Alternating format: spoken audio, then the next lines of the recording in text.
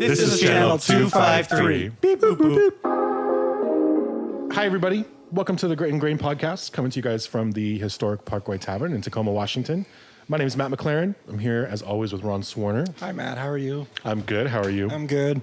Don't lie to me. Want to start off with a fuck-up story? How many do you have today? Just one. Oh, okay. Yeah. Then yes. Okay. So I have this work computer that I didn't fully put as much memory on as I could because Justin Peterson would hit me on the knuckles with a ruler if I spent a lot of money on it. So I have an external drive on this computer. And for the last 2 days, I've been writing all this news notes for this podcast. Since we're doing a Matt and Ron does the news kind of episode. And this morning, I'm doing graphic work. And I forgot I had the notes opened on my hard drive or my external. My computer crashed and all my notes went away. Ugh. Just gone. God damn it. Yeah. Even though the notes are on the external? Yeah. I couldn't reopen that Word doc. No. It was locked. I bought all the $80, restore programs you could. So, 200 and whatever dollars later, it still didn't work. So I just randomly threw words on a paper, drove here, but I didn't drive here with the papers. So I had to go back to Peaks.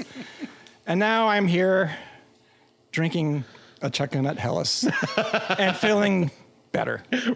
Ron walked in, slammed his beer on the table, and was like, God damn it. And then he just left. And then he came back with a big shuffling papers around. Yeah. If only you had a photographic memory. Yeah, I wish. If only. Yeah. And if you couldn't tell, Doug is also on the mic today. Yeah. How you doing? I got Sean. nerds and nips. 100%. 100%. It's so close to the real thing. Oh man. So yeah, Sean is on bar and baseball duty today. But yeah, he will be back next week for a real good episode.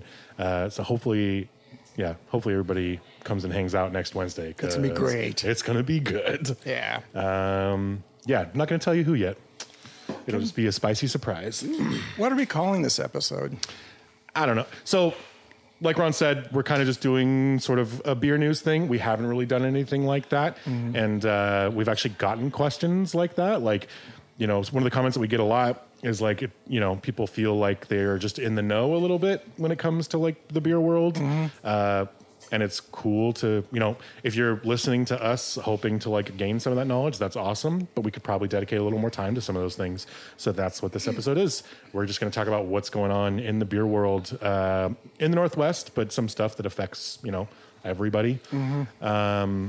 So yeah, that's what this episode is going to be. Like the Grit and Grain bittering news? Bittering news? I don't know. Grit and Grain mashing in with Matt and Ron? Okay, that's not too bad. Grit and Grain cold break news with flocculation reports at the top of the hour? Jesus. Back to you, Matt. Perfect. You did bring your notes, Ron. You did. Ron came in like, oh, I wasn't prepared. And then just immediately with the puns. That was just off the top of my head. Perfect. So yeah, that's what this will be. It's just me and Ron and Doug.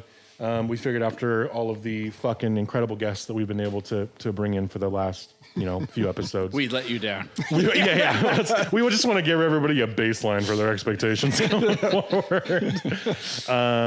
But with that said, we do have some fucking heat lined up for the summer. Trust us when we say that. So, stick around. But hopefully you guys, get something out of this episode. And, Ron and I dick around on this thing every single week, but we are still people who work in this industry and dedicate a huge chunk of our lives and careers to it.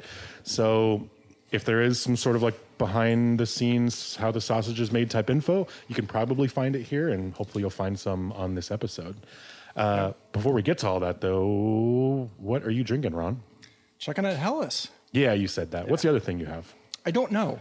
Sean just gave it to me. Okay. I have no clue. Okay, good. It looks like a barley wine. I'm sure it is. Yeah, that's the Dunkel. No, he told me he gave me a barley. He did say it was going to be a barley wine, but he didn't say what it was going to be. This is. Did you? And you drank your homebrew already? I did. That was amazing. One of the very skilled brewers from the Browns Yes, Point Homebrew Club let us pop a bottle of their first place winning at their Lights Out homebrew competition, barrel-aged stout, and it's fucking incredible. And my favorite ingredient for any beer that I have ever heard in my life now is Traeger smoked cocoa nibs. Cocoa nibs. I love it. Doug,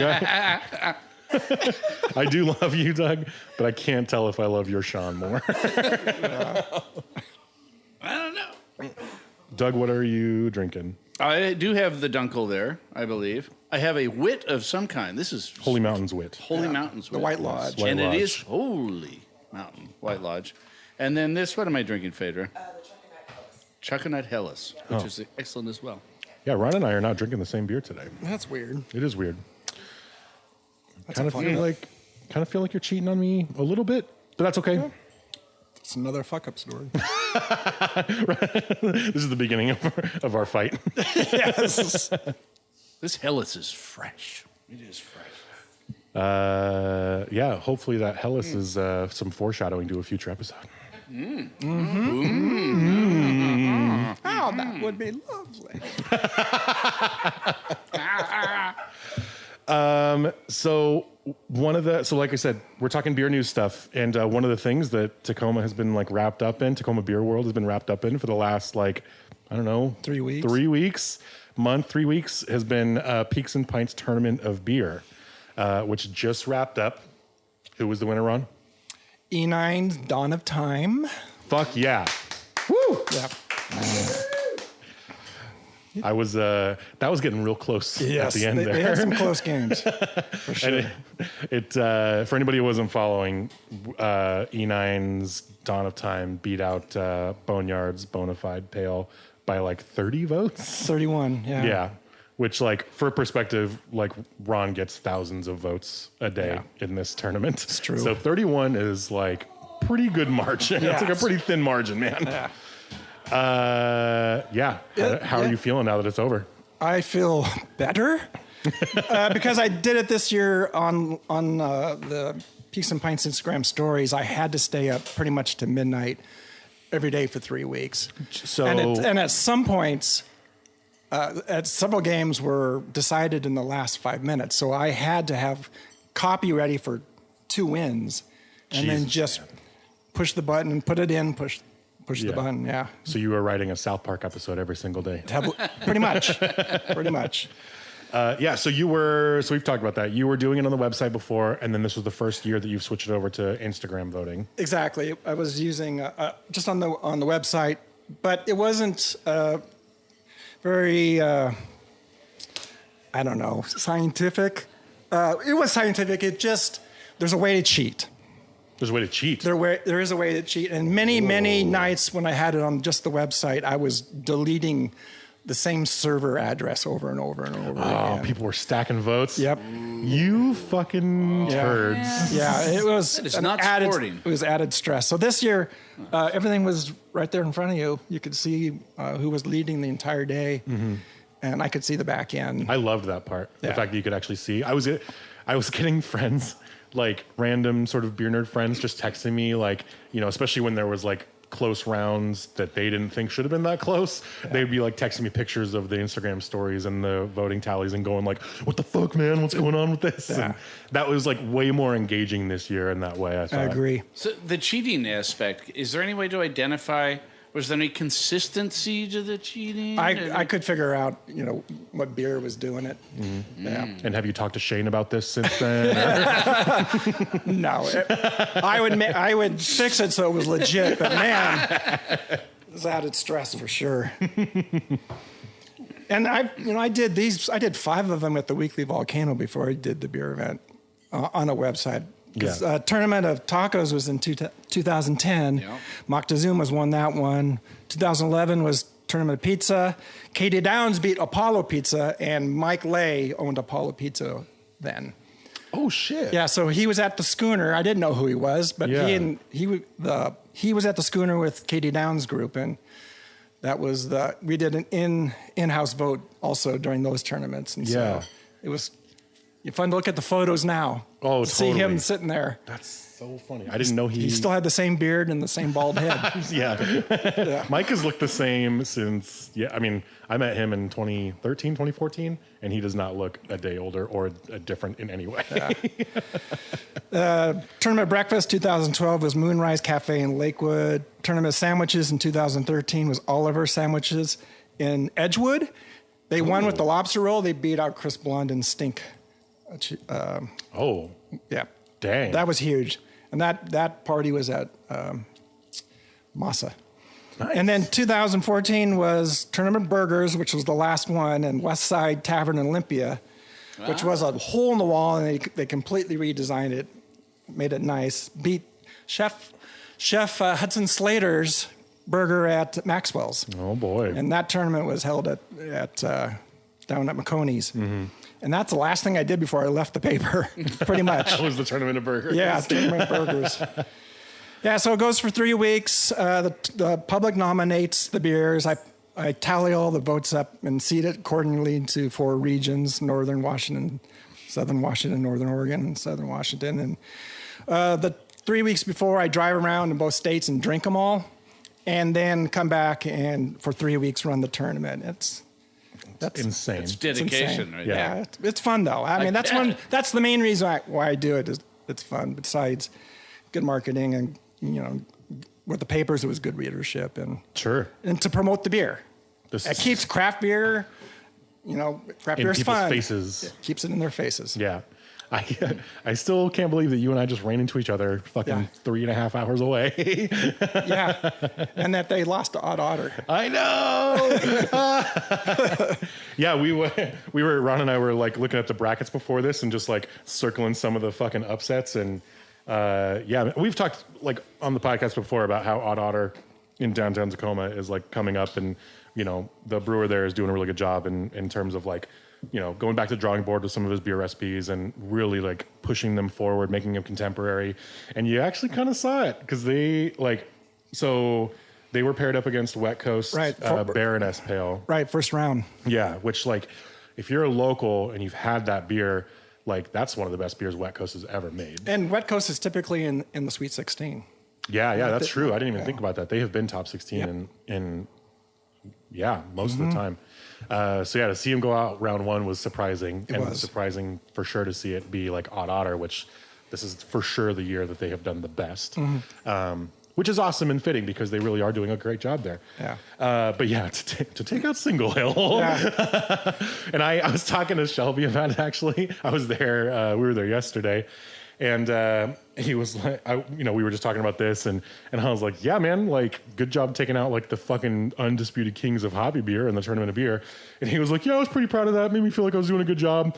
But like, also, I'm pretty sure the guys at Single Hill weren't like calling their grandmas, making them, create Instagram accounts to vote. And I was like, that's probably fair. That's awesome. Totally. The other big shock was Terminal Gravity's Forgot About It Pale beating Deschutes and Mirror Pond first round, and Deschutes was the number 2. But I mean, Enterprise in the last 3 or 4 years, they do well because it's a pioneer town, towards Idaho and Eastern Oregon, and they milk the cows and churn the butter, and then they vote. They vote on and the whole town. Yeah. It's like the high school football town. Like the entire town comes to the football games. For these guys, the entire town votes for them to turn into beers. Yeah, but Good Life Sippy Cup Hazy Pale beat them in the second round. Yeah. What was another one? Fucking Great Notion going down round 1. Like, not super mad because it was against Breakside, which like, what are you going to do? Like, it's Breakside. But Thumb Splitter is like an exceptional pale ale. So that was surprising. And then fucking the round after that, Bowie takes out Breakside in round 2, which like all the guys at Bowie do a really good job. Like, Bowie is fucking everywhere. So like market penetration on top of just the fact that they make like really solid beer is probably a big chunk of that. Yeah. But that was surprising. And, they're also been in the news because of the collapse of the roof. That's true. Are you saying that they were pity votes, Ron? Maybe a few. But they did a nice job with their pop-up tap room. Oh, totally. It's right there on Main Street, and they did a good job. I owe Astoria a visit. Yeah, it's per capita. I think it's the beer town in Oregon. That's Capita. Probably true. Yeah, I think so. I would contribute real heavily to that because I love Fort George. Yes. The two close games were the E9 in the grade 8 against Bellbreaker. That was basically a 2-3 vote win. That's crazy. And then also in the Final Four, the Boneyard Free Mosaic Pale game, extremely close, right down to the wire. Against with Boneyard? Yeah, the Mosaic from Freem. Dude. Yeah. That's, man, yeah. And then I'm sorry. Fort George was the number 1 seed? Yep. And Freem was the number 2 seed? Exactly. Dang, man. Yeah, and Freem, beat Fort George by a good number of votes. That's awesome.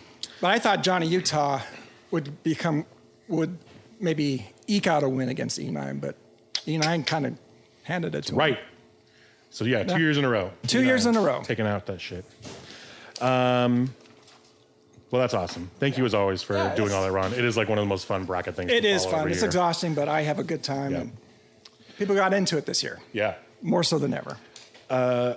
So for more like regional news, for anybody who doesn't follow like, beer news stuff or like what's going on in terms of like beer business in the Northwest, there was we talked a little while ago about a big shakeup when we had Doug from Everybody's On. We talked about that week, the news had broke that their distributor and a small independent distributor or a small distributor up here were getting shut down by a purchase by Pepsi.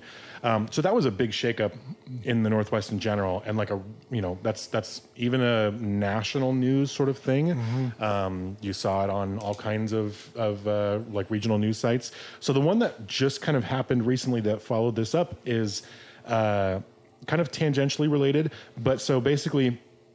Not that long ago, a few Washington breweries got together, specifically our buddy Mike Dempster from Mirage, who was on not that long ago, Garden Path Fermentation, and then the guys down at Fortside Brewing in Vancouver, all basically filed a lawsuit against the OLCC in Oregon, the Oregon Liquor Control Board, basically. Fighting for the right for small breweries to self-distribute their beer in Oregon. And it was just announced last week that Oregon settled that lawsuit, so they won. And this is a huge deal for actually a lot of reasons. So in Washington, the beer, like the Northwest is like, we've talked about this before, is one of the most highly competitive beer markets like on the planet, but for sure in the country. And one of the reasons why Washington is like really difficult to, or kind of falls into that category, is because you can be a really phenomenal small Oregon brewery that doesn't make a ton, and you can self-distribute your beer to Washington. There's a long list of examples, and they all fill shelf spots that would probably be taken up by other local breweries if it weren't for the fact that they could self-distribute. Mm-hmm. Oregon previously had laws where small breweries could not self-distribute into Oregon from out of state, meaning that if they wanted their beer sold in this very robust, fantastic beer market like Oregon is, they would have to sign with a distributor. And like for some breweries, it makes total sense, but for a lot of breweries, it doesn't make any sense. And so Oregon's competitive beer market, already being very competitive, is now about to change quite a bit. But yeah, man, that's a huge shakeup. Yeah, honestly. It was kind of funny. The Oregon public broadcast interviewed Ezra of New School Beer about this, and they did a Q&A with him, but they spelt the breweries wrong. Oh, Jesus. So instead of Fortside, it was Portside. Instead of Mirage, it was Myra's Beer.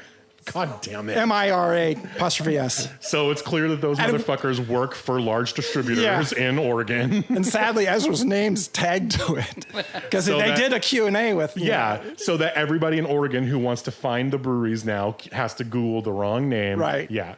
So Poor Myra. This is real funny because, this is probably not super public knowledge, but I have it on, pretty good authority that one of the fucking defendants listed in this whole lawsuit was like a board member from one of the largest distributors in Oregon. This was literally like, I know. Wow. Yeah. So this is literally like very small business, not only up against like a fucking whole state's worth of like laws and everything, but also up against a defendant that represented like a gigantic multi-million-dollar company. And actually Ezra had a great take on this because like that sounds like it shouldn't, like it sounds like there's no fucking way that like these 3 small breweries are going to like make this happen. Those 3 breweries employees probably have less employees than like those big distributors have lawyer team. Like, you know what I mean? Right. So it's like, how especially could you ever, Myra's. especially Myra's and Fortside. That's so dirty, man. Yeah. But actually in his article about this, he was like, this actually comes on the heels of a separate scandal in Oregon where the commissioner and a couple of very high level operators at the OLCC were caught fucking funneling Pappy Van Winkle allocations away from public purchase into the hands of employees of the Liquor Control Commission. And so they were all forced to resign. Yeah. Yeah, this was like 2 months ago. Oh, man. So those motherfuckers are magnets for bad press. But yeah, he was like, honestly, like this whole thing was projected to take years, but it is a real good chance that like after they were just forced to like get rid of all of these people who were like, and again, for anybody who doesn't know, like funneling those kind of like rare whiskeys, it sounds silly, but like people pay thousands and thousands of dollars for that shit. If you can funnel that stuff and control where it goes and make sure that you're the one that gets it, you can sell it on secondary for, heinous profits. It's like super corrupt, and it's kind of a thing that flies under the radar. So yeah, they got in trouble for that. And then here's this fight with these 3 tiny breweries that just want to sell their goddamn beer into Oregon without having to like sign a contract with a giant distributor. And the lawyer teams probably just backed off and were like, man, we could use some good PR here. After the whole thing you guys just went through. Yeah. So yeah, it's a win. It's a win not only for Washington, but also for some Idaho breweries and some Northern Oregon breweries. The settlement wasn't to state that Washington breweries can self-distribute. It is all out-of-state breweries may now self-distribute to Oregon. So a huge fucking win. Yeah, big deal. Is there a size limit though? Nope, there's no size limits or anything like that. If you're a brewery and you want to self-distribute into Oregon, you can do that now without being required to sign with a distributor. And I we've talked about it. I work for a small distributor, and one of the things that like we get phone calls all the time from breweries who want to distribute, and sometimes it makes sense and sometimes it doesn't. And one of the reasons that it might not make sense for a brewery is that you're forced to take a margin cut. Distributors have to be able to pay their employees and their costs and all of that. The exchange that you're making is that we have a way bigger footprint than you as a brewery could probably afford to do.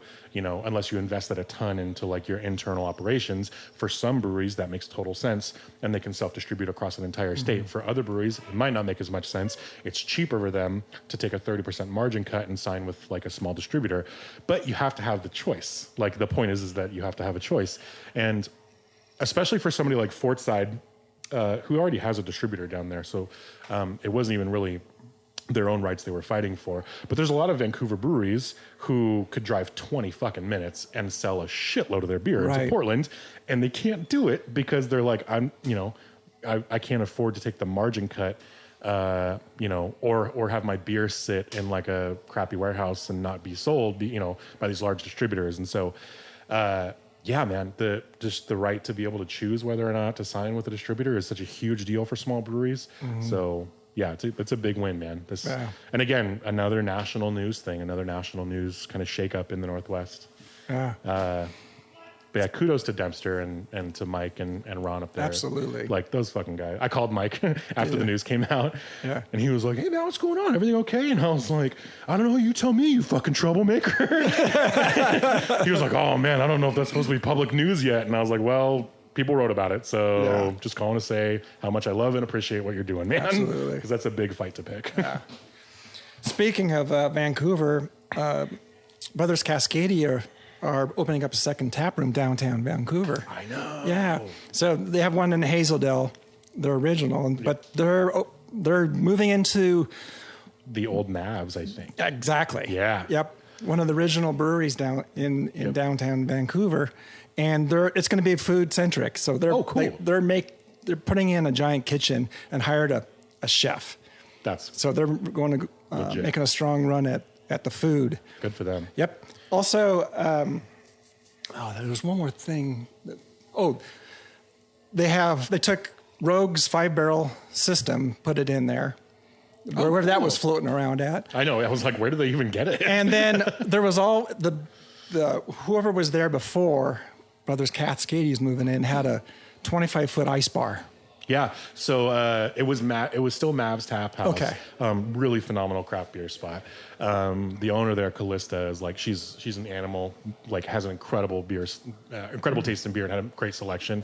They're moving actually over to the old Liquid Gold tap room. So nice. It'll still be Mavs, but it'll be in a new location. And then, Brothers Cascadia has taken that over. Which that whole, I don't know, if you're listening and you travel or you're from there, like that whole downtown Vancouver area is like coming up like crazy. Vice is opening up a small spot in downtown now too. Lua is still killing it. Heathen? And Heathen has their feral public house down there where like a lot of their sours get served. That whole area, you can walk around and find a lot of really good beer. Trapdoors down there. Right, Trapdoor. Man, yeah. Vancouver is like you can grab a hotel in the middle of downtown and spend like a weekend and have a real good fucking time right now. Nice. Particularly if you're a beer nerd. Okay. Hey, Matt, this is usually the time where I very quietly go, Matt. That's true. And then you know that within a few minutes there's time to take a break. Okay. That's a perfect way to do that. Yeah. You're mic'd up forever now, Doug, because I like that better. We were talking about distribution stuff. We mentioned the whole Kendall's shutdown that we were talking about kind of at length. I'm gonna take a break. You said 5 minutes. Fuck, Doug. I said a few minutes. Give me a sec. Let me finish my thought. Phaedra, I think he's really upset a little bit. I know he's really upset. Feels like it. We're going to have a fight. It's gonna be- We're already fighting. I hope we come back. You got another fight? No, Oh. because Dave Matthews still sucks. Anyway. That's not news to anybody, so that's not really what this episode's about. As you were saying. No, we were talking about beer distribution. So we talked kind of at length when Doug was on about the whole shutdown and everything, and those distributors now are officially out of business as of like the 1st of May. Mm-hmm. And so I didn't read this. I've been following North Bank's kind of whole take on everything, but whose statement? The Washington Brewers Guild chimed in on it and said the shutdown of Kendall's, Pioneer, and Browar Polska is part of the concerning trend of distributor consolidation here in Washington State. As distributors continue to consolidate, there are less options for our local craft brewers to choose from. While this trend impacts all Washington craft brewers, this is particularly harmful to smaller breweries seeking to expand their brand into grocery and retail stores.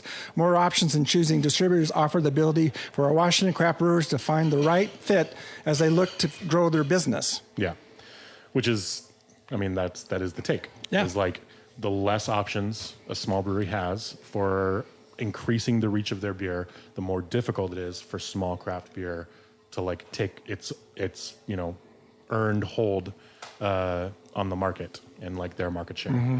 And I work for a small distributor. Like we're doing our best to like bring some of these brands on.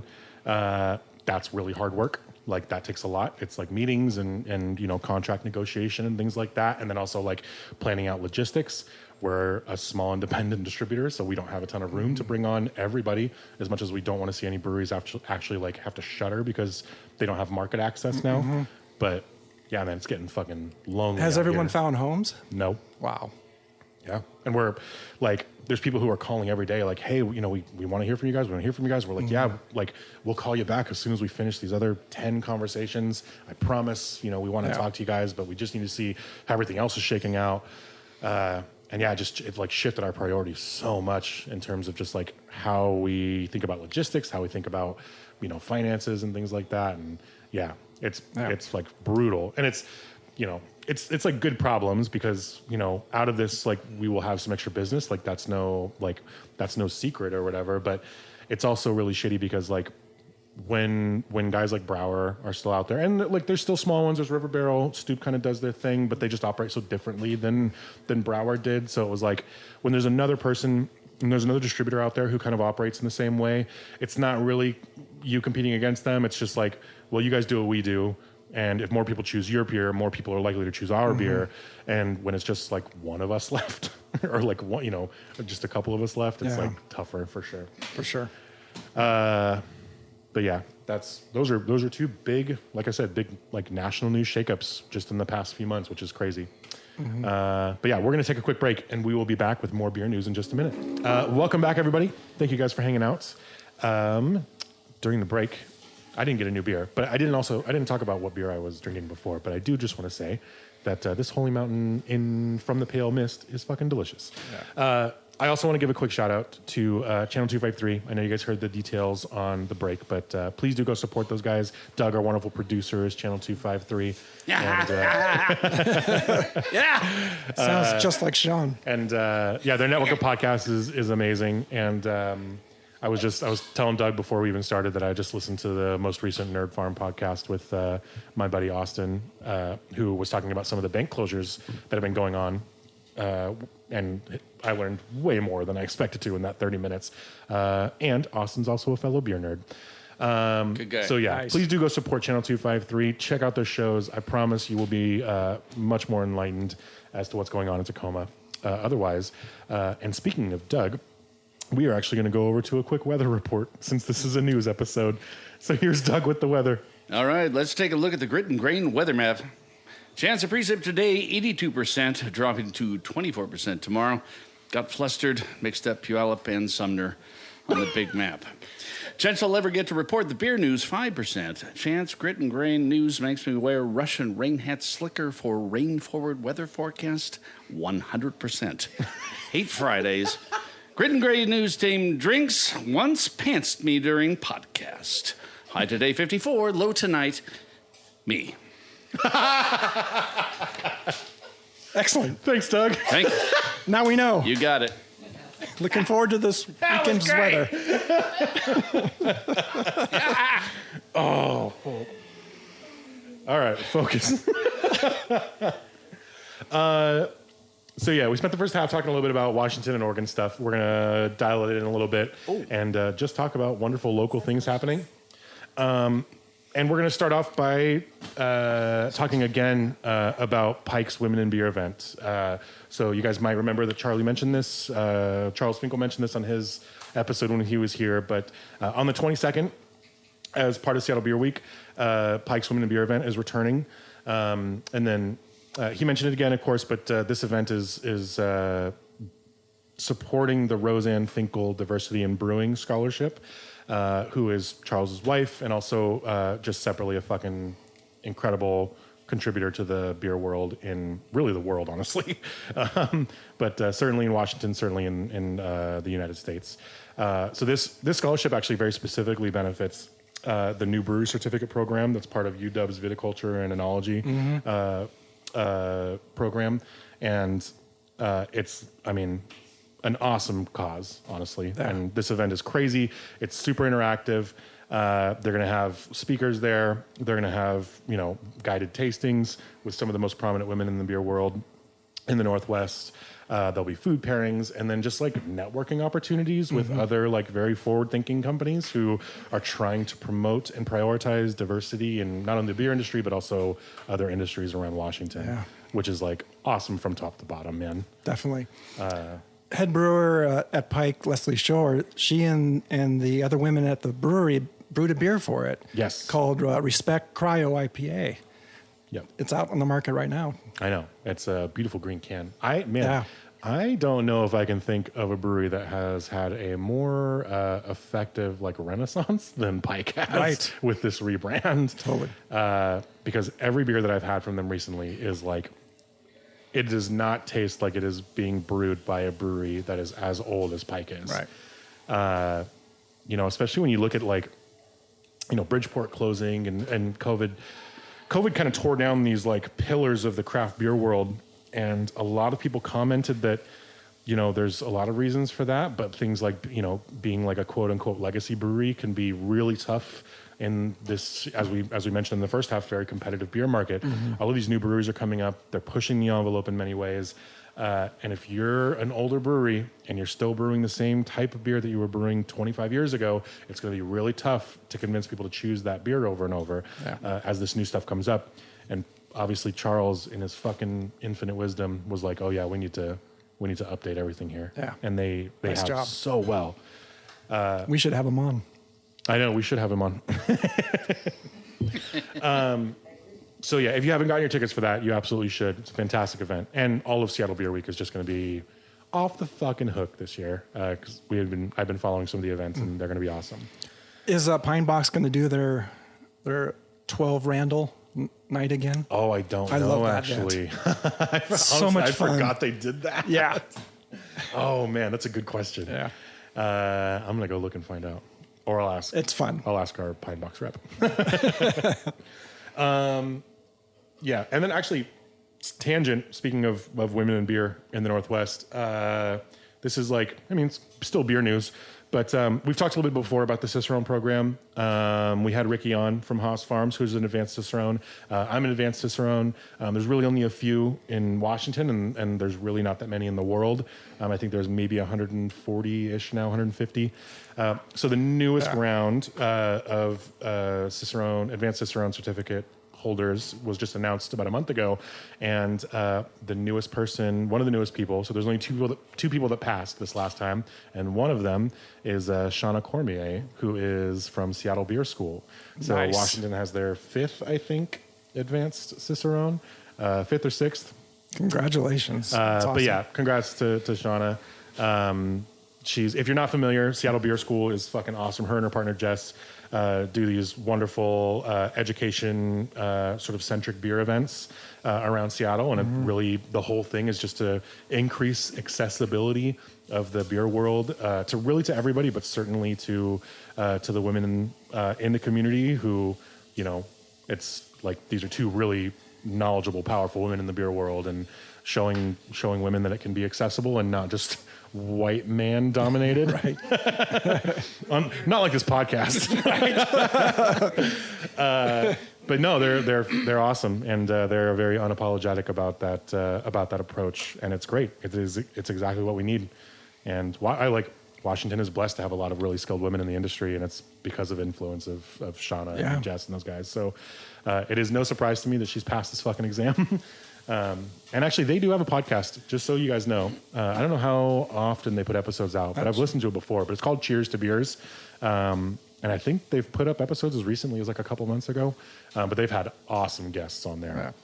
And have very no-holds-barred conversations about the industry, which I love. Cool. So yeah, go check them out. And then, go comment on their stuff and say congrats.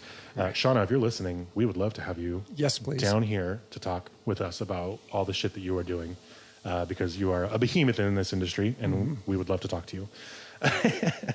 And we've talked about, just again, so people, I feel like we've talked about the advanced Cicerone stuff before, Yeah, but we have. just so people know what that test really looks like, man, is so it took me, I studied for, I think, 4 years, pretty rigidly, off and on a little bit, but pretty rigidly for about 4 years before I actually passed it.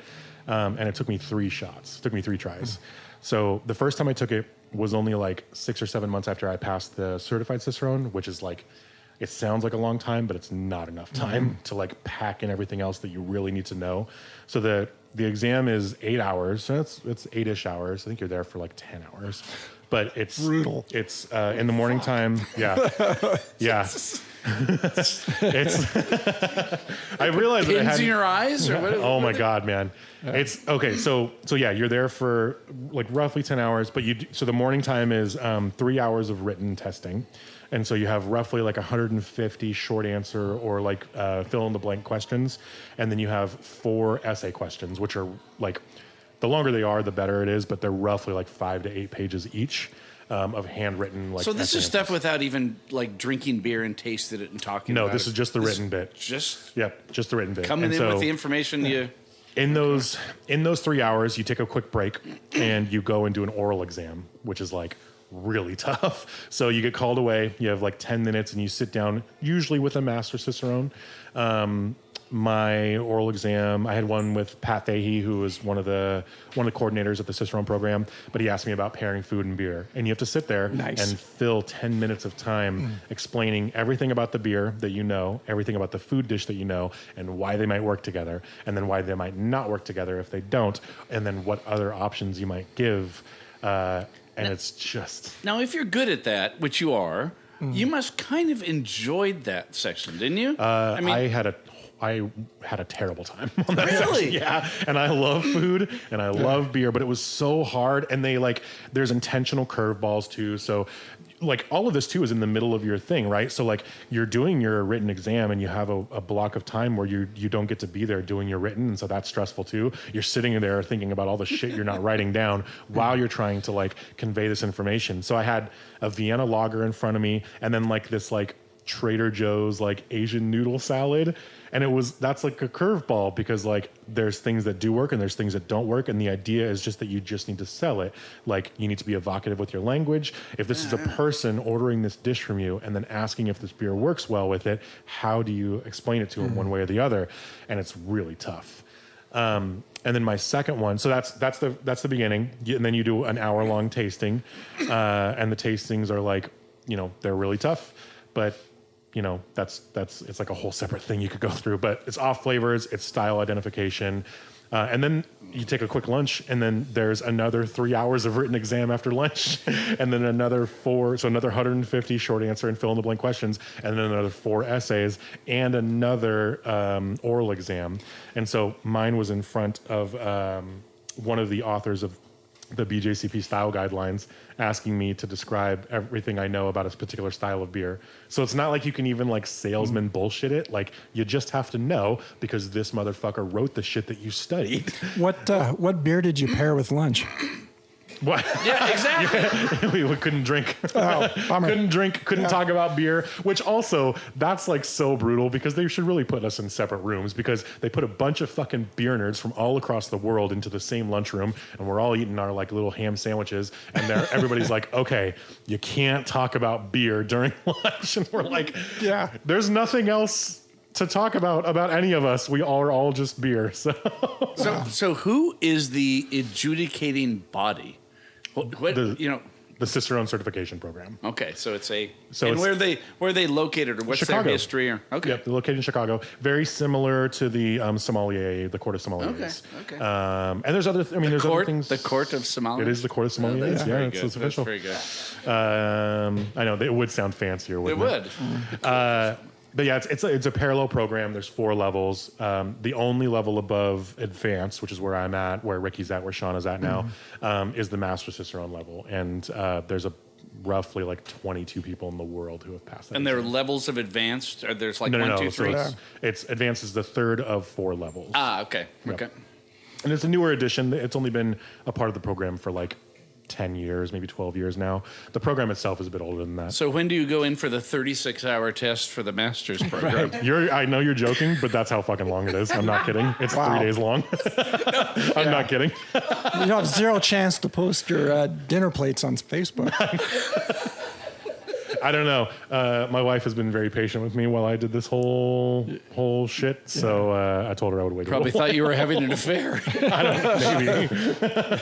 Or that I was just out drinking. Or both. Oh, I swear it's for my career. Or both, in my memory. Yeah, anyway. Separately, if we're still talking about beer news, there's all kinds of stuff going on this month in terms of like events and stuff. But one of the things that should be on everybody's radar. So May is Asian American Pacific Islander month. And there is a fantastic Chinese-owned brewery who we have gushed about before up in the Ballard area of Seattle who goes all out when they celebrate this month. And they do all kinds of stuff. So if you're not familiar, Lucky Envelope, again, the only Chinese-owned brewery in Washington, to my knowledge. But they do all kinds of cool stuff. It's and really Good. Just this month. So their anniversary is this coming weekend, on top of a bunch of other ones, which we need to list. Totally. Where they're doing, they have like a new thiolized collab beer that they're putting out.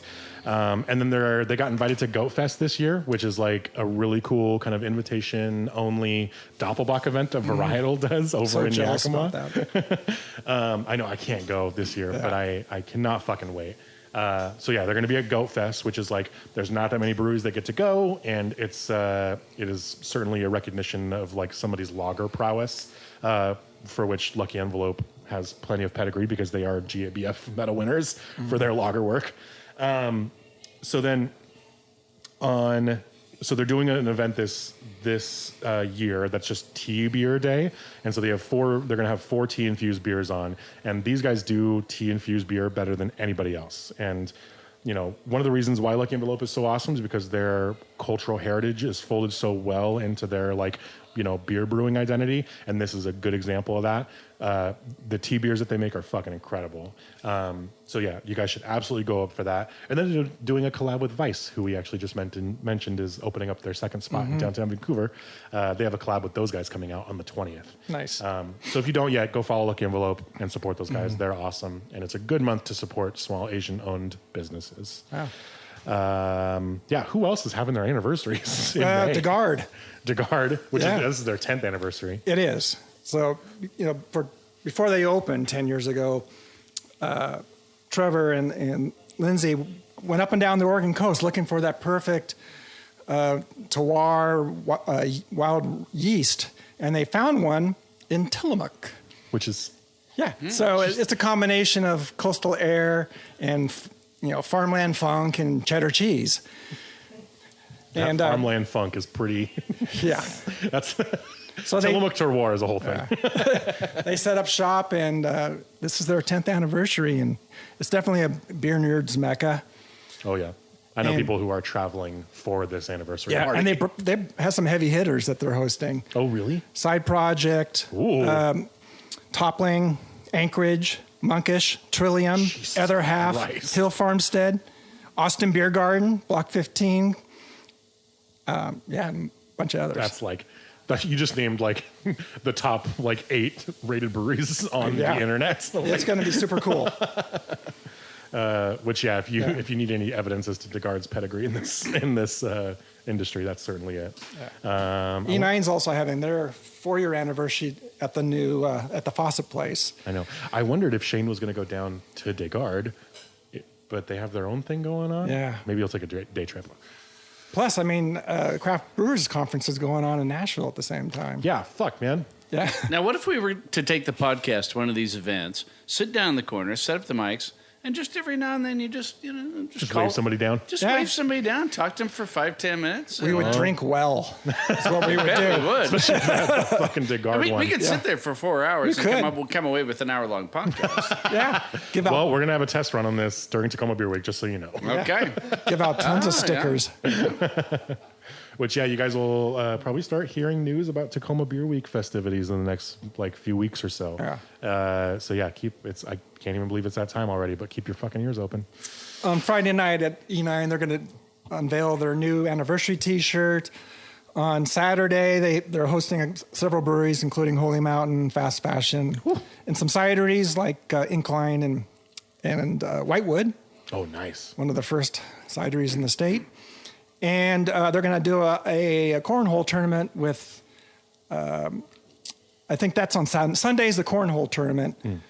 And they're going to bring in side piece kitchens, cheesecakes, and Plantasy Farms. They're having houseplants.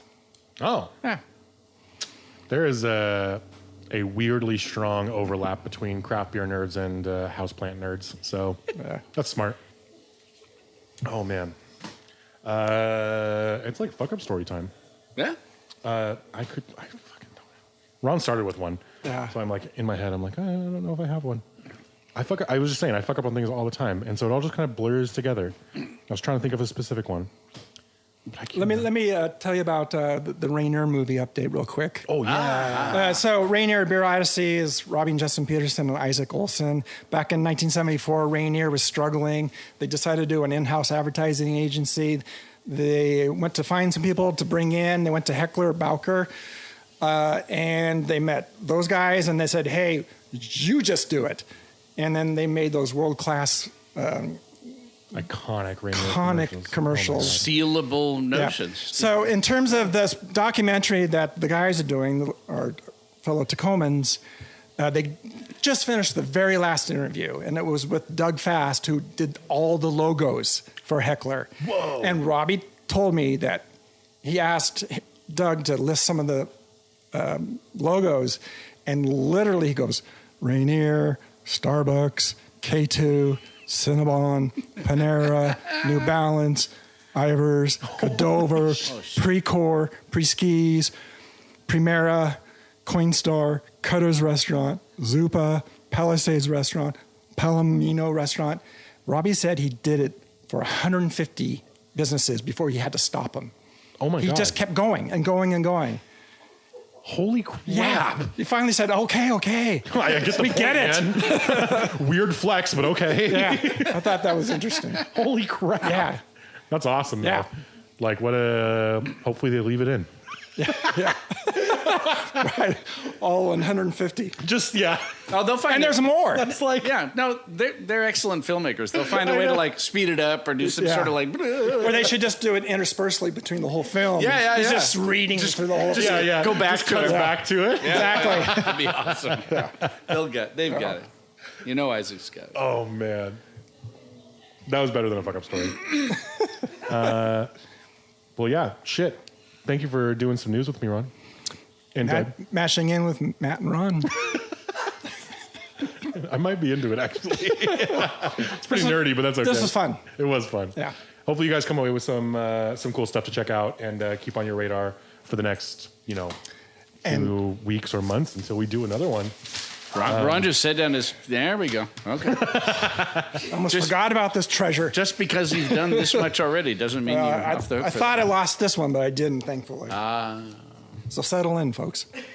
All right, Grit and Grainers, email us at cheers@gritandgrainpodcast.com with your comments, opinions, and thoughts on future Grit and Grain Mashing In with Matt and Ron. Headlines such as 22 Reasons Why We're Releasing a Scratch and Sniff book about a brewhouse double batch day is not a great career move. Meet the man who is now legally barred from being within 100 feet of Charles Finkel. And good morning. We all had a very scary dream. Now back to U.S. President Sean Jackson's friendship brunch. We read and drink everything we receive, and we try to respond as quickly as we can, if not online, then on air. You can subscribe to Grit and Grain on Amazon, Apple Music, Spotify, Google Play, iHeartRadio, and Stitcher. And please leave us a review. Also, check us out on channel 253. Bing! Yay! And gritandgrainpodcast.com. Be sure to follow us Facebook, Instagram, and Twitter still, I guess, for episode notes, beer news, and tips how to moderate your emotional state, because when you realize that people are only out to get you if you think they're out to get you, and they're only staring at you and snickering if you think they are, and they're only a sad, mean throng of doddering meat slabs endlessly wandering the rat's maze of life, if your chosen view of them is that, because really, you're just standing on top of your own little knoll, waving your own personal banner, hoping for a nice game of capture the flag, or staring longingly at your watch as the grass grows around your toes, and you can only sigh and smile and listen to more Grit and Grain podcasts. If this podcast is not what you expected, please alter your expectations. If Jimmy cracked horns and no one cares, why is there a song about him? No such thing as a bad time to visit Tacoma. No such thing as too much barley wine. Tune in next Friday for more sweet chatter, and it's a good one. Cheers. Cheers. I always thought of myself as a doddering slab of meat. So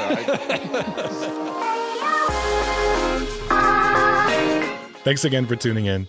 Don't forget to follow us at Grit and Grain Podcast wherever you get your social media and catch new episodes every Friday. Cheers.